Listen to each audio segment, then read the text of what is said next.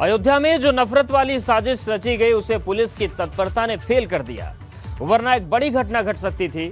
जुमे की नमाज को देखते हुए पूरी साजिश रची गई, लेकिन जब पुलिस ने सीसीटीवी खंगाला तो सामने आए अमन के दुश्मन, जिनको जेल भेज दिया गया है।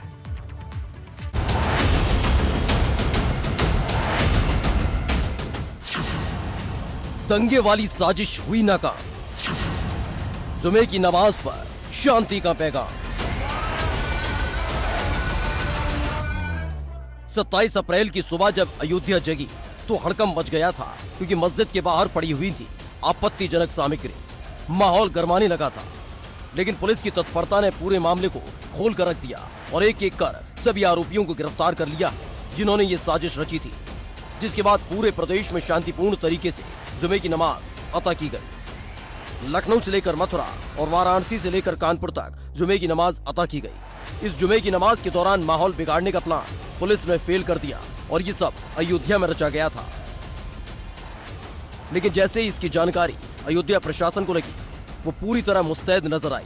मस्जिद के बाहर आपत्तिजनक सामग्री फेंकने वालों की तलाश शुरू की गई तो सामने आया एक सीसीटीवी फुटेज। इस सीसीटीवी फुटेज में 4 मोटरसाइकिल नजर आती हैं, जिस पर सवार नजर आते हैं 8 युवक जिन्होंने टोपी लगाई हुई थी। पहली मोटरसाइकिल गुजरती है तो उस पर सवार एक शख्स उतरता है और कुछ फेंक कर भाग जाता है, जिसने किसी साजिश की तरफ इशारा किया था। और फिर पुलिस ने शुरू की तफ्तीश।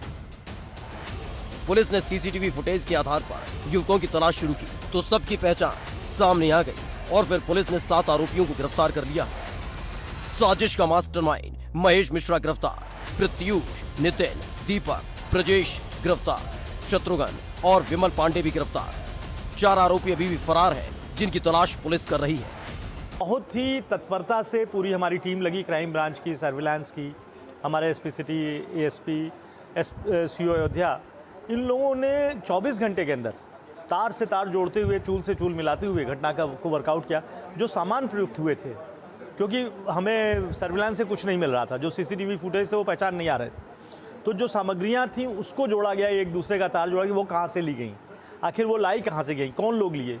जब वहाँ तक हम लोग पहुँच गए तो फिर हमारे पास से क्लू मिल गया और जब हमने 2 आदमियों को उठाया तो उन्होंने पूरी घटना बताई और जो मास्टरमाइंड थे वो भी सुबह गिरफ्तार हमें मिल गए हैं, पूछताछ की जा रही है। पूछताछ में निकलकर सामने आया है कि इस जहांगीरपुरी में हुई घटना का बदला लेने के लिए ये साजिश रची गई थी, लेकिन इस साजिश को पुलिस ने नाकाम कर दिया। अगर वाकई ये साजिश कामयाब होती तो बड़ी घटना घट सकती थी, लेकिन पूरे प्रदेश में जुमे की नमाज आज पढ़ी गई और अमन शांति की दुआ मांगी गई।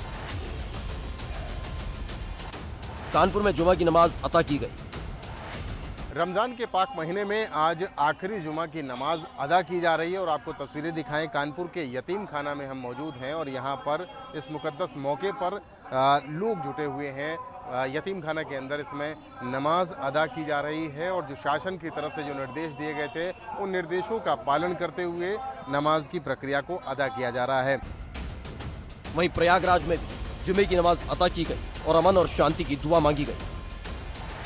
रमजान महीने के आखिरी शुक्रवार यानी अलविदा जुमे की नमाज आज संगम नगरी प्रयागराज की तमाम मस्जिदों में पूरी अकीदत और एहतराम के साथ अदा की गई। इस मौके पर मस्जिदों में ही नमाज पढ़ी गई। ये पहला मौका था जब प्रयागराज में सड़कों पर नमाज नहीं अदा की गई। लोगों ने सिर्फ और सिर्फ मस्जिदों में नमाज अदा की। इसे लेकर जो प्रयागराज शहर के धर्मगुरु थे उन्होंने खास एडवाइजरी जारी की थी। मस्जिदों के संचालकों और मुतवल्लियों को ये सख्त हिदायत दी गई थी कि किसी भी कीमत पर सड़क पर नमाज ना अदा की जाए, नमाज सिर्फ मस्जिदों में ही हो। और इस वक्त हम मौजूद हैं प्रयागराज शहर की जामा मस्जिद में, जहां आप देख सकते हैं कि जुमे की नमाज खत्म हो गई है। नमाज खत्म होने के बाद अब जो अकीदतमंद हैं, जो नमाजी हैं, वो बाहर निकल रहे हैं और नमाजियों के ऊपर फूलों की बारिश की जा रही है। उत्तर प्रदेश पुलिस और प्रशासन की सूझबूझ और तत्परता ने उपद्रवी मानसिकता के लोगों की प्लानिंग को फेल कर दिया, जो यूपी का माहौल बदल सकती थी। Bureau report, ABP Ganga.